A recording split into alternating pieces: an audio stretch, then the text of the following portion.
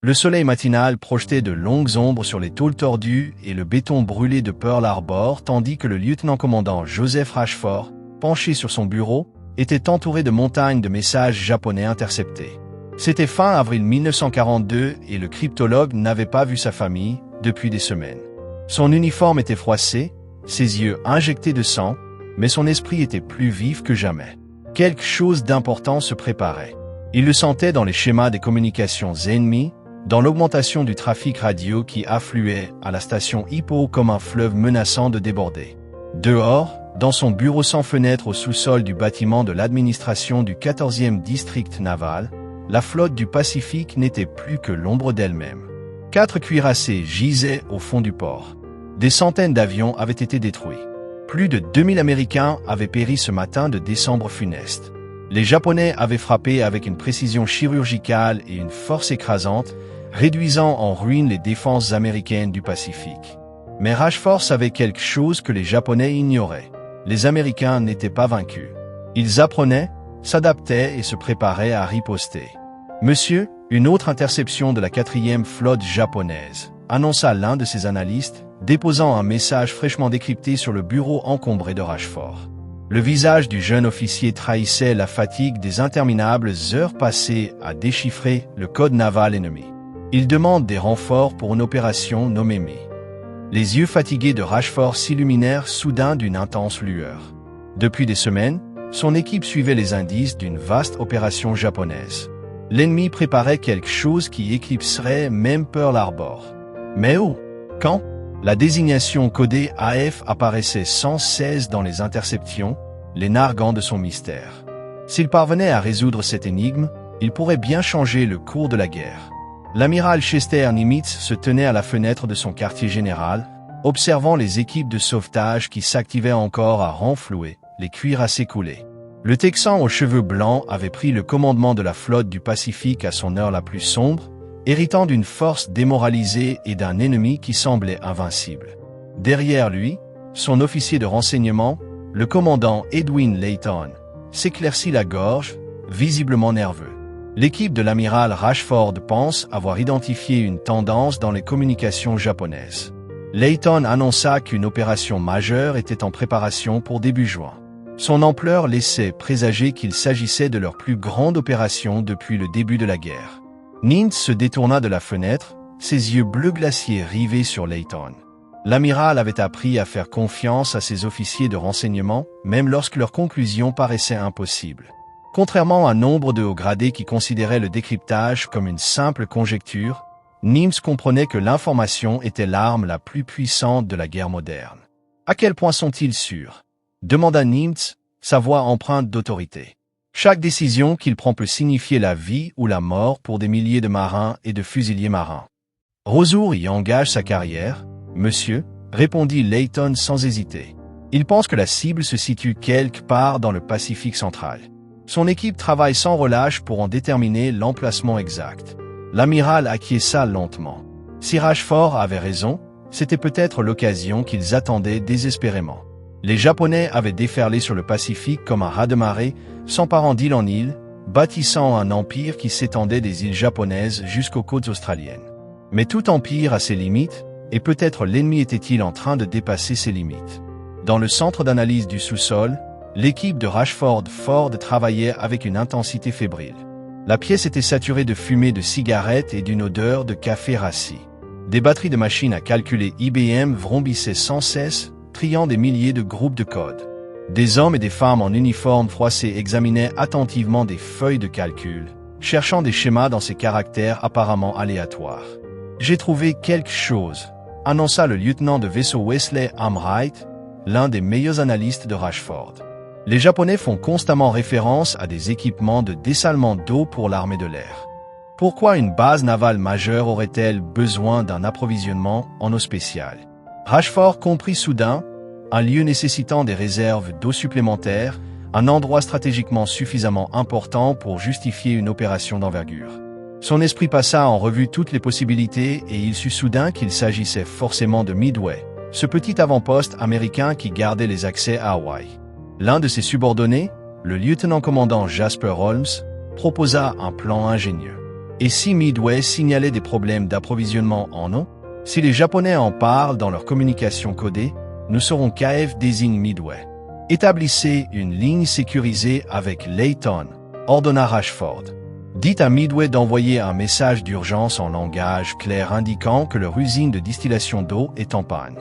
Pendant ce temps, à bord du porte-avions USS Enterprise, l'amiral William Bull Ollie gisait dans la baie de Sick, le corps ravagé par une dermatite aiguë. Le commandant pugnace qui avait mené les premiers raids aéronavals contre les îles occupées par les Japonais était désormais trop malade pour se tenir debout. Son groupe aéronaval était sur le point de se lancer dans la bataille la plus importante de la guerre, et il ne la commanderait pas. « Bill, tu as une mine affreuse », dit l'amiral Raymond Spru, venu rendre visite à son vieil ami. Ces deux hommes étaient opposés à bien des égards. Ollie était audacieux et instinctif, tandis que Spru était calculateur et méthodique, mais ils partageaient un profond respect l'un pour l'autre et une détermination inébranlable à vaincre le Japon. « Ré, je te donne mes ordres, » dit Ollie d'une voix faible. « Prends mes hommes et frappe ces salauds. Ils vous font confiance, et moi aussi. » Spru hocha la tête solennellement. Il n'avait jamais commandé de porte-avions au combat, mais il comprenait les principes de la guerre navale mieux que quiconque. Plus important encore, il savait écouter ses subordonnés et prendre des décisions fondées sur les faits plutôt que sur l'émotion. Ses qualités allaient bientôt être mises à l'épreuve d'une manière inimaginable. Sur Midway même, le colonel des marines Harold Shannon inspectait son groupe aérien hétéroclite. Le petit groupe aérien de l'aéronaval était un mélange de chasseurs Brewster Buffalo obsolètes, dont l'infériorité face aux zéros japonais avait déjà été prouvée, ainsi que de quelques chasseurs Wildcat plus récents et de bombardiers d'hiver. Ces pilotes étaient pour la plupart inexpérimentés, tout juste sortis de l'entraînement et avec peu d'expérience du combat. « Colonel, on s'attend vraiment à ce qu'on arrête la marine japonaise avec ça ?» demanda le major Lofton Henderson en désignant les Buffalo alignés. L'aviateur de l'US Marine Corps connaissait la réputation de ces avions, surnommés « cercueils volants » par leurs pilotes. « On les arrêtera ou on mourra en essayant », répondit Shannon d'un ton sombre. « Chaque minute gagnée leur donne une meilleure chance d'atteindre leur porte-avions. C'est notre mission, Major. On fera tout notre possible pour gagner du temps. » De retour à Pearl Harbor, une confirmation arriva, électrisant l'équipe de Rashford. Les services de renseignement japonais avaient signalé, dans leur message codé, que la base aérienne de Midway connaissait des pénuries d'eau. La cible était bel et bien Midway. Fort de ce renseignement crucial, Nimitz convoqua ses officiers supérieurs à une réunion d'urgence. « Messieurs, nous savons où ils vont et à peu près quand », annonça Nimitz aux officiers réunis. Les Japonais envoient au moins 4 porte-avions attaquer Midway début juin. C'est notre chance de leur tendre une embuscade. Le capitaine Miles Browning, chef d'état-major d'Ollie, qui servirait désormais sous les ordres de Spru, étudiait les rapports de renseignement. « Monsieur, nos pilotes signalent au moins 6 porte-avions japonais opérationnels. S'ils les amènent tous, ils ne le feront pas. » Nimitz intervint avec une confiance tranquille. « Nos renseignements indiquent qu'ils divisent leurs forces. 2 porte-avions se dirigent vers les Alouches pour créer une diversion. Il en reste donc 4 pour Midway, et nous attendrons avec 3. Les calculs restaient complexes. Les porte-avions japonais, l'Aagi, le Kaga, le Soryu et le Hiru, étaient des vétérans de Pearl Harbor et des raids de l'océan Indien. Leurs pilotes étaient les meilleurs au monde, forts de nombreuses années d'expérience au combat. Les porte-avions américains, l'Enterprise, le Hornet et le Yorktown, disposaient d'équipages courageux, mais bien moins expérimentés. De plus, le Yorktown avait été gravement endommagé lors de la bataille de la mer de Corail et rentrait péniblement à Pearl Harbor. « Combien de temps faut-il pour réparer le Yorktown ?» demanda Nimitz en se tournant vers son officier de maintenance. « 3 mois minimum, amiral. Elle a été touchée par des bombes qui ont profondément pénétré sa structure. Son pont d'envol et ses systèmes de carburant sont gravement endommagés. Vous avez 3 jours, déclara Nimitz d'un ton sec. Quoi qu'il en coûte, je veux que ce navire soit opérationnel et navigue avec les autres. » L'officier de maintenance en resta bouche bée, mais il perçut la détermination dans les yeux de Nimitz. « Oui, monsieur. Nous travaillerons jour et nuit. » À l'approche de la fin du mois de mai, Pearl Harbor s'anima d'une activité frénétique. 1400 ouvriers s'activèrent sur le Yorktown, soudant, martelant et installant de nouveaux équipements. Les réparations, qui auraient dû prendre des mois, fut réalisé en 72 heures d'efforts surhumains. Les hommes travaillèrent jusqu'à l'épuisement, conscients que chaque rivet posé, chaque plaque soudée pouvait faire la différence entre la victoire et la défaite. Le lieutenant de vaisseau John Thatch, l'un des meilleurs tacticiens de chasse de la marine, rassembla ses pilotes à bord du Yorktown. Il avait mis au point de nouvelles tactiques spécifiquement conçues pour contrer la maniabilité supérieure du Zéro japonais, qui avait dominé tous les combats aériens jusqu'alors. « Écoutez-moi bien », lança Thatch à ses jeunes aviateurs. « Le Zéro est plus maniable, plus rapide et plus endurant, mais sa construction est légère. Nos chasseurs, eux, peuvent encaisser les coups et continuer à voler. Nous allons utiliser une nouvelle formation que j'appelle le tissage TATS.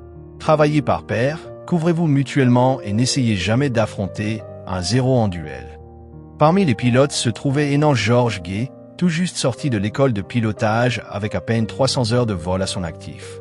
Le jeune Texan s'efforçait de dissimuler sa nervosité tandis que Thatch expliquait comment ils allaient attaquer la flotte japonaise. Les bombardiers torpilleurs voleraient à basse altitude et lentement, des cibles idéales pour les chasseurs ennemis et la DCA. Chacun savait que c'était une mission quasi-suicide, mais personne n'exprimait ses craintes.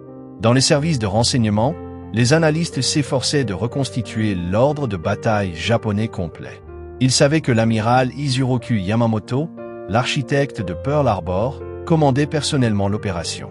La force de frappe serait dirigée par l'amiral Shuichi Nagumo, qui avait commandé à Pearl Harbor. Les renseignements dressaient le portrait d'une confiance japonaise écrasante. Ils venaient achever ce qu'ils avaient commencé 6 mois plus tôt. « Ils amènent tout », rapporta l'un des officiers de planification de Nimi. Cuirassés, croiseurs, destroyers, transports avec des troupes d'invasion.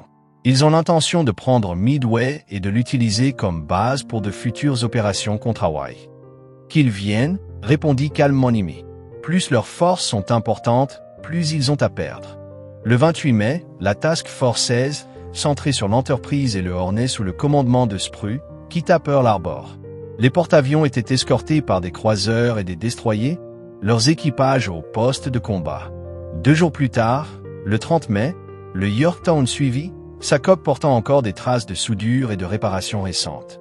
Les 3 porte-avions devaient se retrouver au nord-est de Midway, à un point stratégique baptisé Point Luck, idéalement placé pour tendre une embuscade aux Japonais qui approchaient. À bord de l'Enterprise, Spru étudiait les derniers renseignements avec son état-major. Cet amiral discret était réputé pour son esprit analytique et sa planification rigoureuse. Contrairement à l'impulsif Halsey, Spru calculait chaque mouvement, envisageant toutes les possibilités avant de prendre une décision. Les Japonais comptent sur l'effet de surprise, expliqua Spru à son état-major. Ils pensent que nos porte-avions sont encore dans le Pacifique Sud ou de retour à Pearl Harbor. Cet excès de confiance est notre plus grand atout. Nous devons l'utiliser à bon escient. Le commandant Wade McCluskey, à la tête du groupe aérien de l'Enterprise, prépara ses pilotes à ce qui les attendait. Aviateur naval chevronné, McCluskey connaissait parfaitement les capacités et les limites de ses appareils et de ses hommes. Quand nous aurons repéré leurs porte-avions, nous les attaquerons avec tout ce que nous avons, déclara McCluskey à ses commandants d'escadrille. Les bombardiers en piqué attaqueront à haute altitude tandis que les avions torpilleurs voleront à basse altitude. La couverture de chasse sera limitée, la vitesse et l'effet de surprise sont donc essentiels. Parmi les pilotes de McCluskey se trouvait le lieutenant Richard Dick Best, commandant de l'escadrille de bombardement numéro 6. Best était réputé pour son exceptionnelle précision en piqué, une compétence qui allait bientôt se révéler cruciale. Il réunit ses pilotes pour un briefing plus détaillé. « N'oubliez pas, nous visons leurs porte-avions, pas leurs cuirassés ni leurs croiseurs », insista Best. « Peu importe à quel point les autres cibles peuvent paraître tentantes. Si nous coulons leurs porte-avions, nous gagnerons cette guerre. » Alors que May laissait place à Juin, les 2 flottes se dirigèrent vers leur rencontre fatidique. Les Américains s'étaient parfaitement positionnés grâce à leur succès dans le décryptage des codes, mais le renseignement n'était qu'un élément parmi d'autres. La bataille à venir se jouerait sur le talent et le courage des pilotes, les décisions des commandants sous une pression extrême et la mince marge entre la victoire et le désastre qui caractérise la guerre aéronavale. À Midway même, les préparatifs atteignirent leur paroxysme. Tous les avions disponibles furent armés et ravitaillés. Les marines creusèrent des positions défensives dans le sable corallien. Les opérateurs radars scrutaient le ciel sans relâche, sachant que le premier avertissement de l'approche japonaise viendrait de leurs écrans. La garnison savait qu'elle était largement en infériorité numérique, mais elle connaissait aussi son rôle, tenir suffisamment longtemps pour que la marine puisse frapper les porte-avions ennemis. Le commandant Cyril Simard, officier supérieur de Midway, effectua une dernière inspection des défenses. Les 2 îlots de l'atoll regorgeaient de munitions, de réservoirs de carburant et d'avions. Une seule bombe bien placée pouvait transformer la base entière en un brasier. Mais il n'y avait pas le choix. Tout reposait sur la capacité de Midway à tenir assez longtemps pour que les porte-avions puissent accomplir leur mission. Le 3 juin 1942, à la tombée de la nuit, des avions de patrouille américains PBY Catalina décollèrent de Midway en large cercle de recherche. Ces appareils lents et peu maniables seraient les premiers à repérer l'ennemi. Leurs équipages savaient qu'entrer en contact avec la flotte japonaise signifiait une mort quasi certaine, car ces avions de patrouille lourds étaient des proies faciles pour les chasseurs zéro. Mais trouver l'ennemi justifiait tous les sacrifices. À 9h le 3 juin, Enan Jacques Reed, aux commandes d'un PBY, aperçut des navires à l'horizon. Corps principal, annonça-t-il par radio. Cap 262, distance 700 000. La force d'invasion japonaise avait été localisée, mais les porte-avions restaient invisibles. Cet après-midi-là, 9 B-7, partis de Midway, attaquèrent le convoi d'invasion, mais sans succès. 4 PBY équipés de torpilles tentèrent une attaque nocturne et revendiquèrent un impact. Bien que ces attaques n'aient causé aucun dégât significatif, elles alertèrent les Japonais que les Américains savaient qu'ils arrivaient. Le 4 juin à 3 heures, l'ordre de départ fut donné à bord des porte-avions américains. Dans les salles de repos, les pilotes reçurent leur dernier briefing et écrivirent leur dernière lettre à leur famille. Les mécaniciens procédèrent aux dernières vérifications des appareils. Les équipes d'armement chargèrent bombes et torpilles. 3 porte-avions, avec à peine 230 avions, s'apprêtaient à affronter la fierté de la marine japonaise. Les chances étaient minces, mais les Américains avaient des atouts. Ils savaient que l'ennemi approchait. Ils savaient où le trouver. Et leur commandant était prêt à prendre des risques calculés. L'amiral Frank Jacques Fletcher, commandant en chef à bord du Yorktown, prit la décision qui allait dicter la tactique américaine pour la bataille à venir. Au lieu de regrouper ces porte-avions pour une protection mutuelle, il les ferait opérer séparément, réduisant ainsi le risque de les voir tous 3 pris au piège. C'était un pari risqué, mais l'opération entière était un pari d'une ampleur colossale. À l'aube du 4 juin 1942, le décor était planté pour l'une des batailles navales les plus décisives de l'histoire. Les Japonais arrivèrent pleins d'assurance, persuadés de surprendre les Américains. Au lieu de cela, ils s'enfonçaient droit dans un piège soigneusement préparé. La marine américaine, éprouvée mais non vaincue à Pearl Harbor, était sur le point de démontrer que la détermination et l'ingéniosité américaine pouvaient triompher des situations les plus désespérées. À 4h30, le 4 juin, l'obscurité de l'aube sur Midway fut déchirée par le rugissement des moteurs d'avion. Le lieutenant de vaisseau Deutsche Tomaga mena 108 appareils japonais, répartis sur 4 porte-avions, vers leur cible. La force d'attaque comprenait 36 bombardiers torpilleurs emportant des bombes conventionnelles pour l'attaque au sol, 36 bombardiers en piqué et 36 chasseurs zéro pour l'escorte.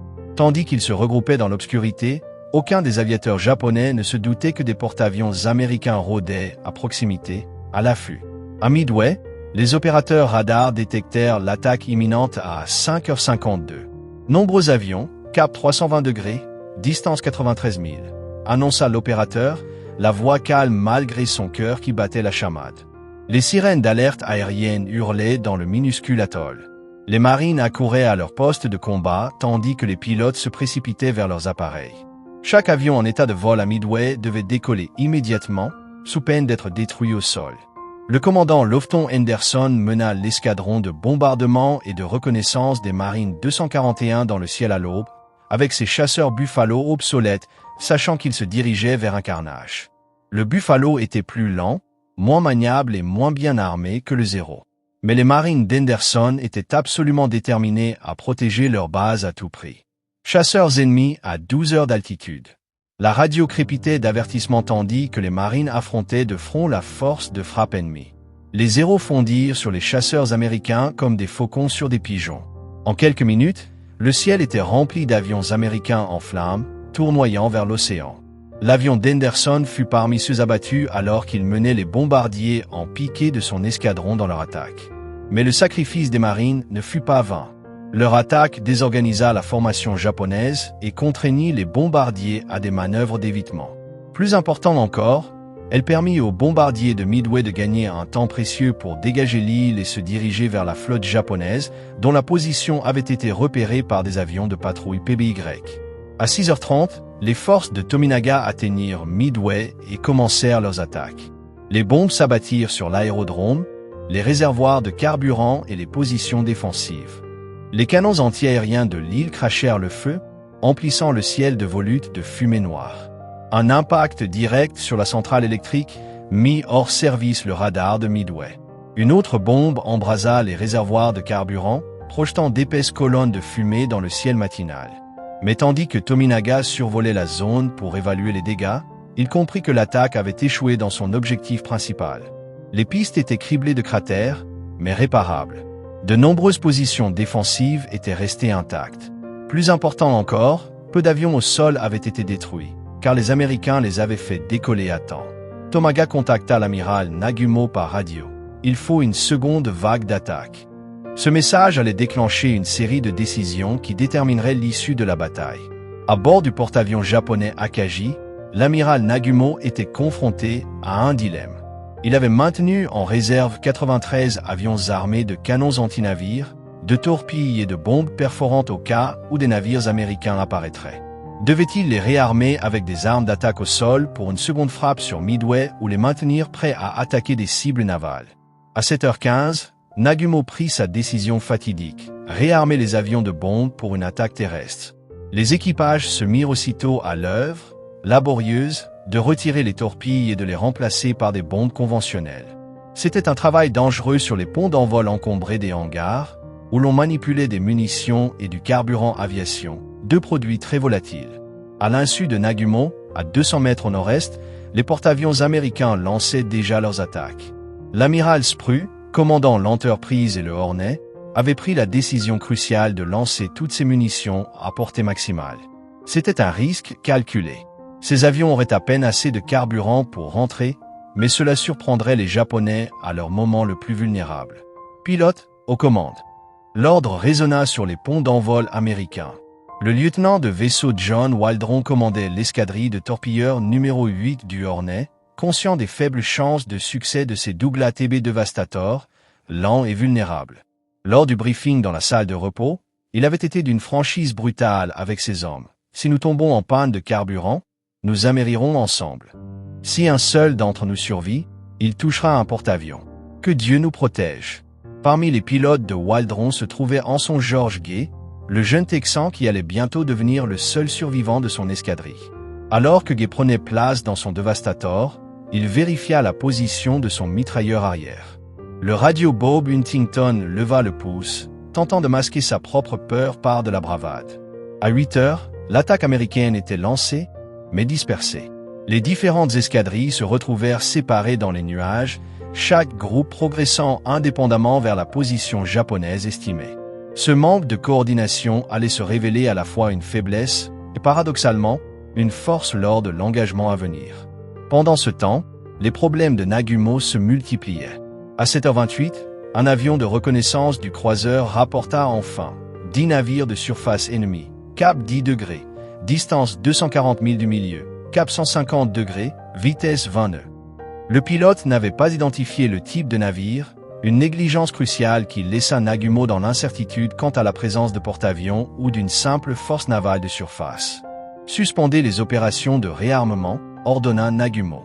Mais la confusion régnait sur les ponts d'envol des hangars japonais.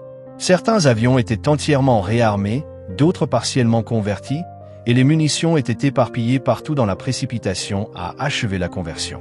Ce retard allait s'avérer fatal. À 8h20, l'avion de reconnaissance envoya un autre rapport qui glaça le sang de Nagumo. Des navires ennemis sont accompagnés de ce qui semble être un porte-avions.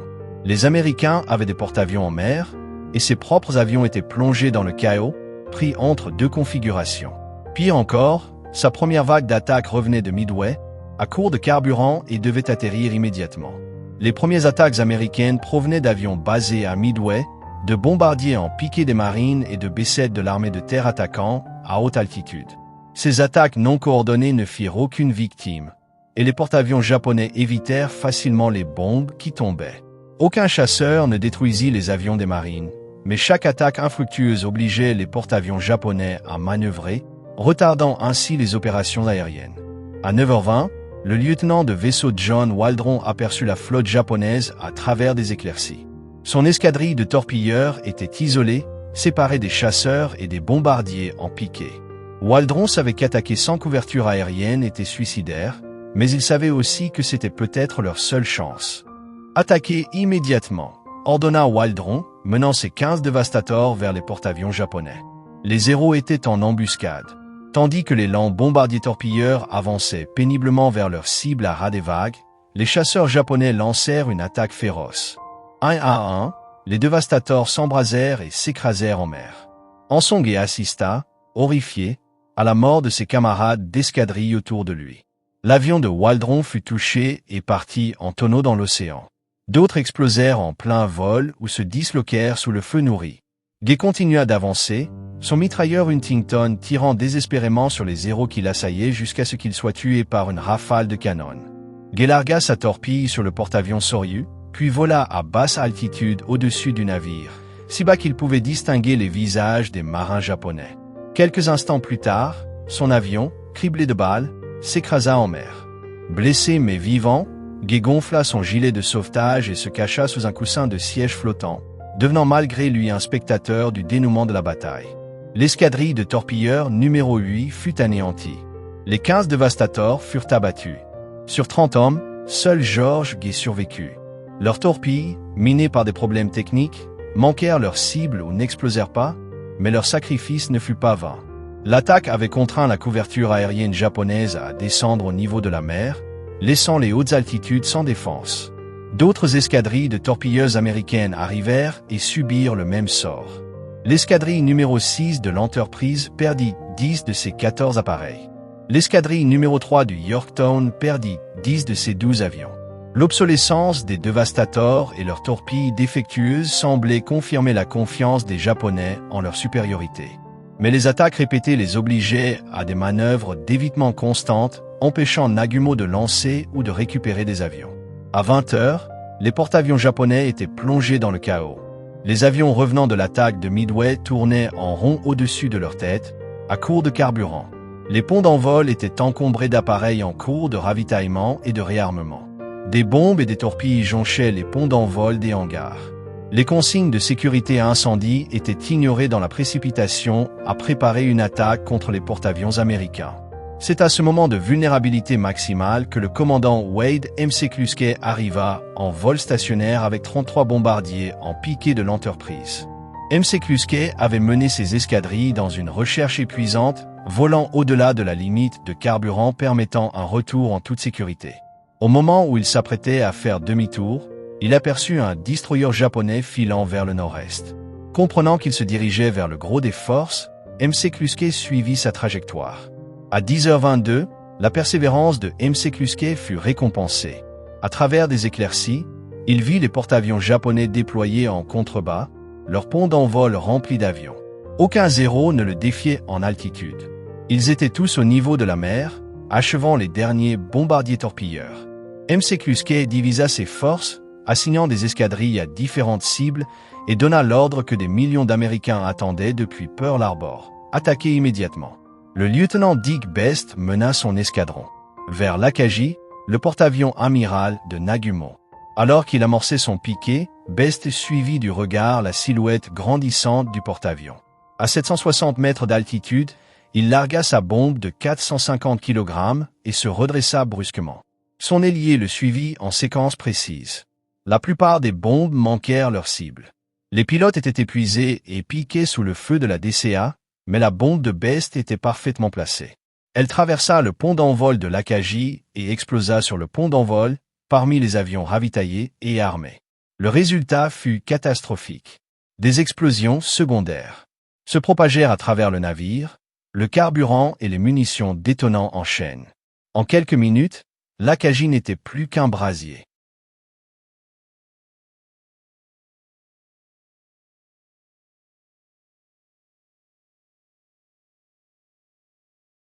Simultanément, le cas fut touché par au moins 4 bombes tirées par l'autre escadrille de MC Klusk.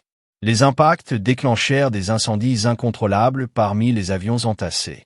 Presque au même moment, les bombardiers en piqué du lieutenant de vaisseau Max Leslie, basé sur le Yorktown, abattirent le Soryu à 3 reprises, lors d'une attaque parfaitement maîtrisée.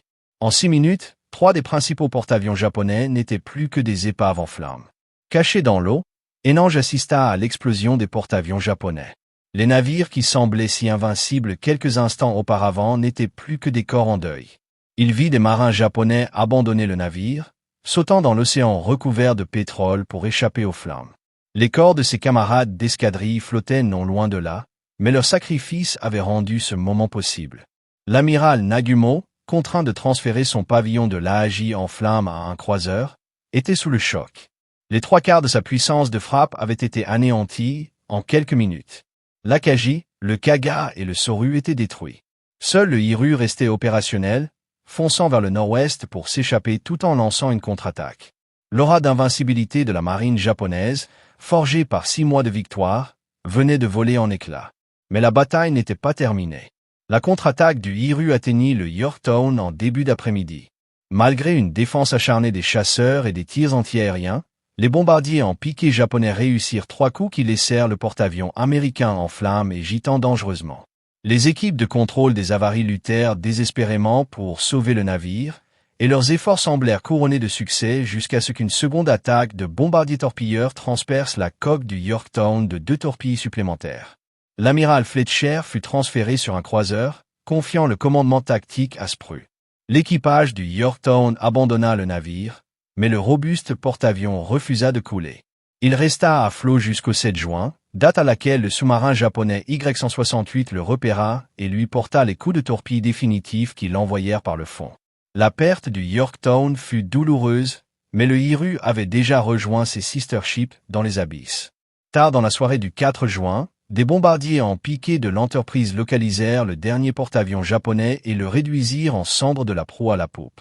4 porte-avions japonais, le cœur de la flotte qui avait attaqué Pearl Harbor, gisaient désormais au fond du Pacifique. À la tombée de la nuit, le 4 juin, les pilotes américains regagnèrent leur porte-avions avec des réservoirs presque vides. Nombre d'appareils, endommagés au combat ou à court de carburant, amérirent dans l'obscurité naissante. Des destroyers se précipitèrent pour secourir les pilotes. Le coût humain avait été élevé, mais la victoire stratégique était totale. L'amiral Spru, prudent et calculateur, résista à la tentation de poursuivre les Japonais en retraite. Il savait que les cuirassés de Yamamoto se trouvaient quelque part dans l'obscurité et que ses pilotes étaient épuisés. Mieux valait préserver sa victoire que de risquer ses porte-avions dans un combat nocturne où les canons des cuirassés auraient pu être décisifs. Ce fut une décision controversée, mais elle s'avéra judicieuse. À l'aube du 5 juin, les avions de recherche américains ne trouvèrent que des épaves fumantes et des survivants épars là où se trouvait la flotte japonaise. Les quelques avions japonais restants, décollant des croiseurs et des porte-avions endommagés avant leur naufrage, lancèrent des attaques désespérées, mais en vain. Durant les 2 jours suivants, les forces américaines poursuivirent leurs attaques contre les Japonais en retraite, coulant le croiseur lourd Mikuma et endommageant d'autres navires. Le bilan était accablant. Le Japon avait perdu 4 porte-avions, un croiseur lourd, 248 avions et 357 hommes, dont nombre de ses pilotes les plus expérimentés. Les Américains, quant à eux, avaient perdu un porte-avions, un destroyer, 147 avions et 362 hommes. Mais ces chiffres ne révélaient qu'une partie de l'histoire. La capacité offensive du Japon dans le Pacifique était définitivement anéantie. L'initiative était passée aux Américains. Après la bataille, les 2 camps cherchèrent à comprendre ce qui s'était passé. Pour les Américains, cette victoire confirmait leur confiance dans le renseignement et la prise de risques calculés. La décision de Nimitz de faire confiance à ses transmetteurs de code, les choix tactiques judicieux de Spru et le courage exceptionnel des pilotes avaient permis d'accomplir ce qui semblait impossible pour les Japonais. La bataille de Midway fut un retournement de situation spectaculaire qui révéla des failles fondamentales dans leur planification et leur doctrine. La présomption de supériorité, le plan opérationnel complexe qui avait dispersé leurs forces, l'incapacité à repérer correctement les porte-avions américains et les précieuses minutes de vulnérabilité durant le réarmement avaient tous contribué au désastre. Mais le facteur le plus important fut peut-être le sacrifice des équipages de bombardiers-torpilleurs américains. Leurs attaques, en apparence vaines, avaient créé les conditions de la victoire en perturbant les opérations japonaises et en neutralisant la couverture de chasse. Des hommes comme John Waldron et son escadron savaient qu'ils volaient vers une mort quasi certaine, mais ils poursuivirent leurs attaques avec acharnement. À l'annonce de la victoire, l'Amérique exulta. Après 6 mois de défaite et de retraite, les États-Unis remportaient leur première grande victoire contre le Japon. Le chemin vers Tokyo serait long et sanglant, mais Midway prouva qu'il était possible de l'emprunter. La marine japonaise, qui semblait invincible depuis Pearl Harbor, avait été vaincue de manière décisive par une force américaine inférieure en nombre. Au Japon, le gouvernement dissimula l'ampleur de la défaite au public. Les marins de retour furent isolés pour empêcher la diffusion de l'information. La version officielle proclamait une grande victoire, mais la marine connaissait la vérité. La phase offensive de la guerre du Japon était terminée. Désormais, le Japon serait sur la défensive, cherchant à conserver ses conquêtes face à une contre-offensive américaine de plus en plus puissante. La bataille de Midway marqua un tournant non seulement dans la guerre du Pacifique, mais aussi dans l'histoire mondiale. Elle démontra que le renseignement, utilisé à bon escient, pouvait compenser un désavantage numérique. Elle montra que le courage et le sacrifice, même dans un échec apparent, pouvaient créer des opportunités de victoire. Plus important encore, elle prouva que les États-Unis avaient la volonté et la capacité de vaincre même l'ennemi le plus redoutable. Dans son rapport d'après-guerre, l'amiral Nimitz rendit hommage aux cryptanalystes qui avaient découvert le plan japonais, aux commandants qui avaient pris des décisions cruciales sous pression, et surtout aux pilotes qui avaient mené leurs attaques avec acharnement malgré une situation désespérée. Mais il reconnut également le rôle du hasard dans la guerre. Si les bombardiers en piqué américains étaient arrivés 5 minutes après le lancement des frappes japonaises, l'issue aurait pu être tout autre. La marine japonaise ne se remit jamais de Midway. La perte des 4 porte-avions représentait des années de construction et des décennies de formation de pilotes irremplaçables. Si le Japon commanda de nouveaux porte-avions, il ne parviendrait plus jamais à réunir la combinaison de navires, d'avions et d'équipages expérimentés qui avaient rendu possible ses premières victoires. Pour les jeunes pilotes américains survivants, Midway fut un moment décisif. Des hommes comme Dick Best, qui avait posé la bombe qui condamna l'Akagi, continuèrent à voler tout au long de la guerre. Mais rien n'égalerait l'intensité de ces quelques minutes au-dessus de la flotte japonaise. D'autres, comme Ansangé, garderaient le souvenir de leurs camarades tombés au combat toute leur vie. La bataille marqua également une révolution dans la guerre navale. Pour la première fois, un engagement naval majeur se déroula entièrement par des avions, les flottes adverses ne se rencontrant jamais à vue. L'ère du cuirassé touchait à sa fin. Le porte-avions était désormais l'arme dominante de la guerre navale. Dans le contexte plus large de la Seconde Guerre mondiale, Midway fut le Stalingrad américain, le point où une avancée apparemment irrésistible fut non seulement stoppée, mais aussi inversée. Conjuguée à l'usure implacable du canal de Guadeloupe qui suivit, elle marqua le début de la longue retraite du Japon à travers le Pacifique. La puissance industrielle américaine, pleinement mobilisée pour la guerre, allait produire des navires et des avions en quantité que le Japon ne pourrait jamais égaler. Les vétérans de Midway allaient ensuite combattre aux îles Salomon, aux Philippines, et finalement jusqu'aux portes du Japon. Ils avaient appris que les Japonais pouvaient être vaincus, que l'entraînement et l'équipement américains, utilisés à bon escient, étaient largement supérieurs à l'habileté et à la détermination de l'ennemi. Pour le Japon, Midway révéla la faille fatale de sa planification stratégique. Le pays avait entamé une guerre contre un ennemi dont la puissance industrielle était 10 fois supérieure à la sienne, persuadé que la supériorité morale suffirait à compenser son infériorité matérielle. Les Américains avaient démontré à Midway qu'ils possédaient à la fois la force matérielle et la volonté de l'utiliser. Les cryptanalystes qui avaient rendu la victoire possible ne reçurent que peu de reconnaissance publique durant la guerre. Leurs travaux restèrent classifiés pendant des décennies. Pourtant, des officiers comme Rushford et son équipe avaient sans doute remporté la plus importante victoire du renseignement de l'histoire américaine. En résolvant l'énigme d'AF et en prédisant les mouvements japonais, ils avaient fourni à Nimitz les informations nécessaires pour positionner ses forces de manière optimale. Le lieutenant-commandant Rochefort, malgré son rôle crucial, fut muté peu après Midway en raison de conflits bureaucratiques avec Washington. Le succès de son équipe avait prouvé que le renseignement pouvait faire gagner des batailles, mais les rivalités internes l'empêchèrent d'obtenir la reconnaissance qu'il méritait avant des décennies. En 1986, il reçut à titre posthume la médaille du service distingué de la marine. Au fil des ans, Midway acquit un statut quasi mythique dans l'histoire militaire américaine. Elle devint l'exemple type de la façon dont l'intelligence, le courage et l'excellence tactique pouvaient se conjuguer pour remporter la victoire face à des forces supérieures. Les milieux militaires du monde entier étudièrent la bataille, cherchant à comprendre comment les Américains étaient parvenus à un tel renversement de situation. La dimension humaine de Midway ne doit jamais être oubliée. Derrière les mouvements stratégiques et les décisions tactiques se cachaient des actes d'héroïsme individuel qui ont déterminé l'issue du combat. Les pilotes de l'US Marine Corps qui pilotaient des chasseurs obsolètes contre des héros. Les équipages de bombardiers torpilleurs qui ont poursuivi leurs attaques sans couverture aérienne. Les pilotes de bombardiers en piqué qui ont exploré au-delà de la zone de retour sûre. Les équipes de contrôle des avaries qui ont sauvé les navires. Tous ont contribué à la victoire. La bataille de Midway a prouvé que les démocraties pouvaient combattre et vaincre des ennemis totalitaires. Les porte-avions américains étaient armés par des marins citoyens, dont beaucoup étaient encore civils quelques mois auparavant. Ils affrontaient un ennemi fort d'années d'expérience au combat et d'une tradition de victoire. Pourtant, au moment crucial, ces Américains ont fait preuve d'une compétence et d'un courage inégalés dans l'histoire de leur nation. La leçon de Midway résonne bien au-delà de son contexte historique. Cela nous rappelle que la faiblesse apparente peut se transformer en force grâce à l'intelligence et à la détermination. Que le sacrifice, même dans l'échec, peut créer des opportunités pour autrui. Que la supériorité technologique ne vaut rien sans la volonté de l'utiliser efficacement. Et que les nations libres, lorsqu'elles sont menacées, peuvent trouver le courage de se défendre contre vent et marée. Au coucher du soleil du 4 juin 1942, le cours de la guerre du Pacifique avait basculé de façon décisive. Les Japonais allaient continuer à se battre avec leur détermination habituelle pendant 3 ans encore, mais l'issue ne faisait plus aucun doute.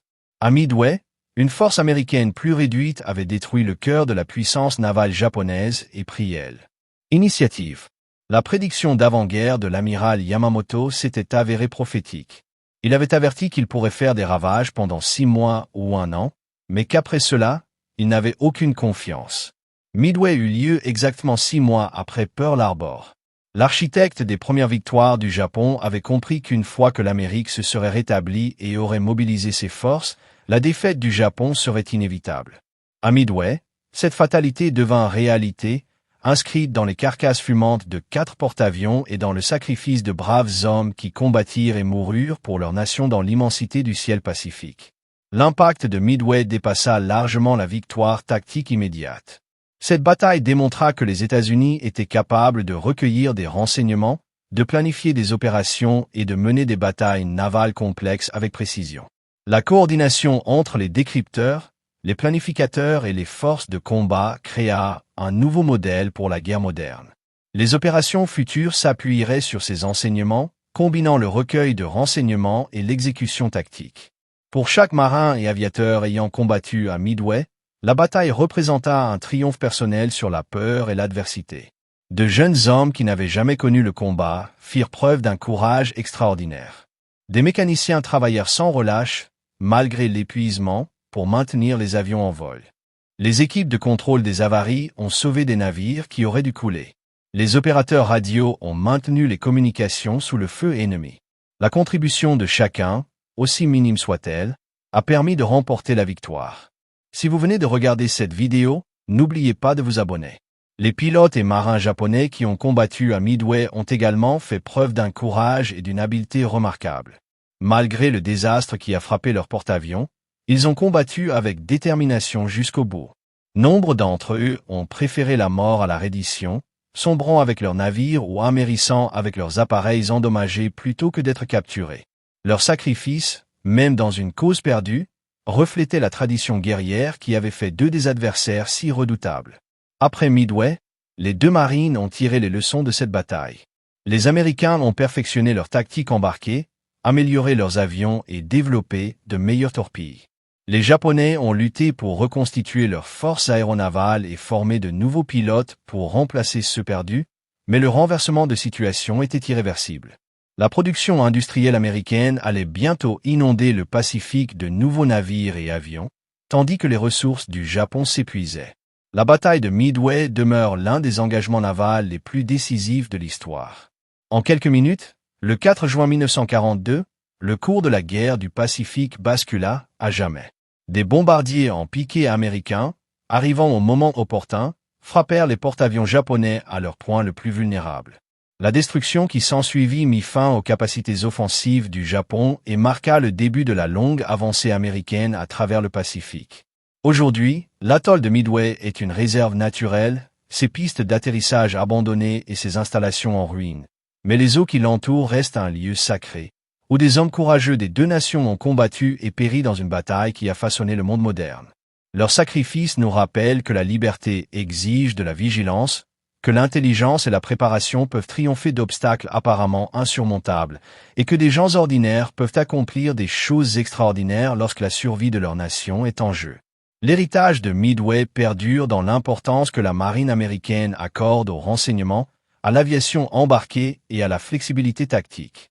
Elle a prouvé que la guerre navale était entrée dans une nouvelle ère, où l'information était aussi importante que la puissance de feu, où les avions pouvaient couler les navires les plus puissants et où la victoire revenait à ceux qui savaient s'adapter le plus rapidement aux circonstances changeantes. Ces leçons continuent de guider la stratégie navale au XXIe siècle. En commémorant Midway, nous honorons non seulement la victoire, mais aussi les hommes qui l'ont obtenue. De l'amiral Nimitz prenant des décisions stratégiques à Pearl Harbor à Hang et flottant dans l'océan, témoin du sacrifice de son escadron, chaque participant a joué un rôle essentiel.